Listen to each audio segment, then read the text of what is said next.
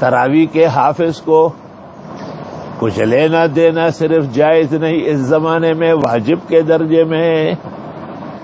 احمد مجتبی صلی اللہ علیہ وسلم کی صریح حدیث، ایک لفظ یہ ہے، ان خیر ما اخذتم علیہ اجرا کتاب اللہ، بہترین اجرت وہ ہے جو کتاب اللہ پر ملے،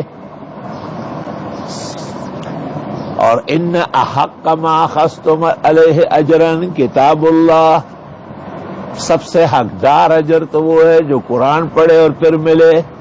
تو قرآن خوانی پر لینا دینا صرف جائز نہیں، باعث ثواب ہے۔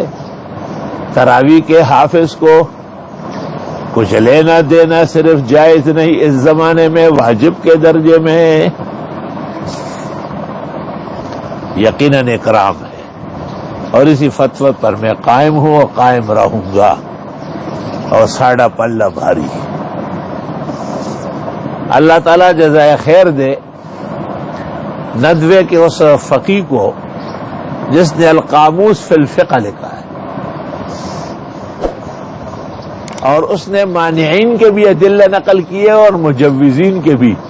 اخیر میں لکھا مانعین کے ادلہ کمزور، کچے، پھیکے پھیکے، اور مجوزین کے ادلہ صحیح، درست اور زوردار ہیں۔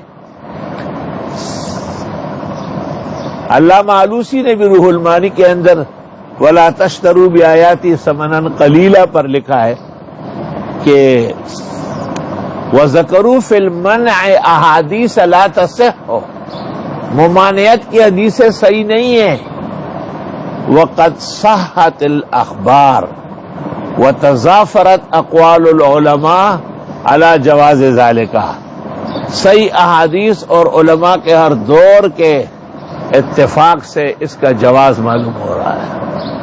کائنات اسی پر آباد ہے الحمدللہ۔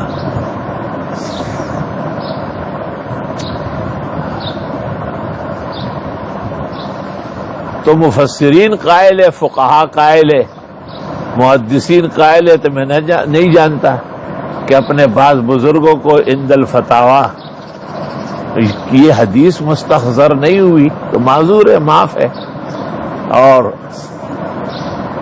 میں نے آج تک کسی معتبر فقیہ، خواہ وہ دلی کے علماء ہو یا دیوبند کے حضرات ہو، جنہوں نے اس حدیث کے جواب دیتے ہوئے ممانعت کا فتوی دیا ہو۔